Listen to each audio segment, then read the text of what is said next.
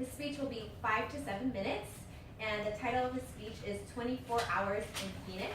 And one of the things that I asked our speakers to tell us is something that they wanted to get rid of in 2016 and welcome in 2017. So Randy said he wants to get rid of the clutter and bring in focus and purpose as defined by his values. Please help me welcome Randy Goldstone.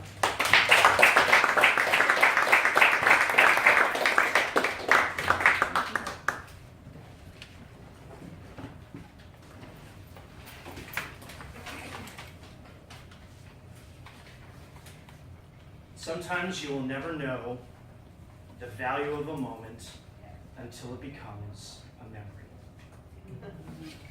Dr. Seuss, all authors. Good evening, fellow Toastmasters and welcome guests. Last November, I flew to Phoenix to go see my son and his band play a sold-out show at the Crescent Ballroom. It was really, really exciting. But I also had 3 objectives of why I went to Phoenix. The first was to tour Arizona State University, which is my alma mater. That was. Secondly was to meet my college buddy, John. Now, I have not seen John in over 20 years. Third objective was really to be open, be flexible. I knew where I wanted to go, but I also wanted to make sure that I was going to let the day come to me. So the first thing I wanted to do is I wanted to tour campus. And it was amazing. When I walked onto campus, I felt like I was transported back to between 1990 and 1993. 20 years old, 23 years old. Some of the buildings are the same. Some are different. Everybody pretty much looks the same. Everybody's wearing shorts. It's November in Phoenix. Everyone's in shorts and tank tops and t-shirts. So this overwhelming feeling of nostalgia just overwhelmed me. Again, I hadn't been there in close to 20 years. And I felt so nostalgic that immediately, what did I do? I picked up the phone and I called my daughter while she was at school. And she answers the phone. I picked the right time.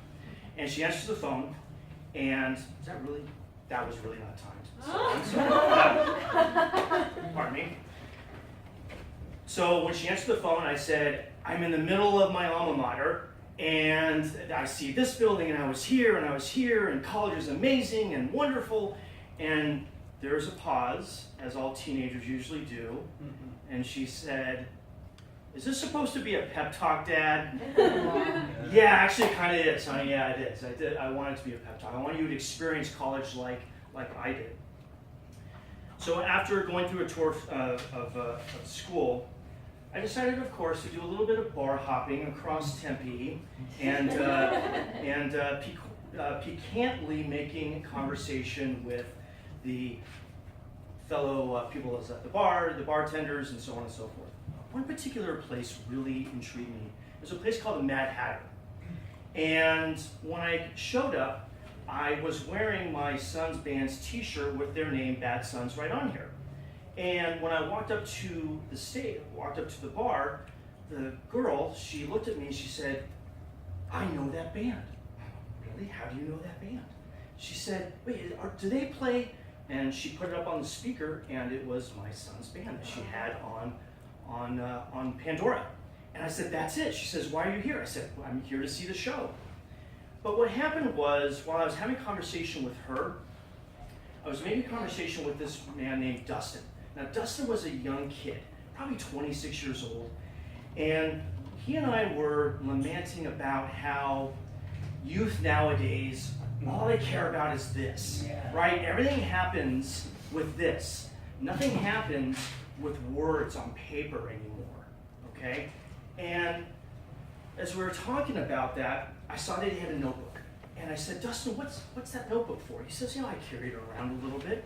And I said, do you mind if I write in your notebook? And he said, why? And I said, because I want you 5 years from now, 10 years from now, 15 years from now, to look at this notebook and look what I wrote, and you'll remember exactly where I was at this right exact moment and what it meant.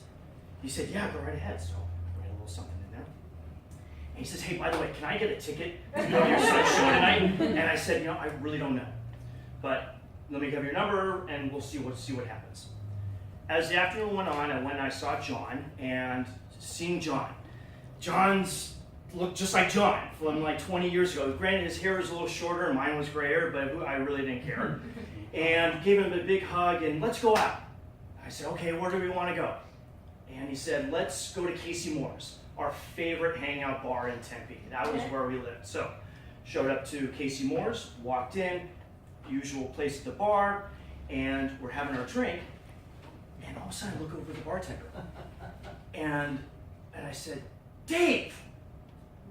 And he turns around and he looks over, and he walks over and he looks over at me, and I said, my friend, John and I, we used to come here. He said, you drank vodka and orange juice, and you would sit right over there. And I said, that's right. And I said, this is the best day ever. And the bartender even remember. Now, I don't know if that's a good thing or a bad thing, but that's exactly what happened. In the meantime, Dustin's texting me. He's saying, can I go to the show? Can I go to the show? I'm not quite sure.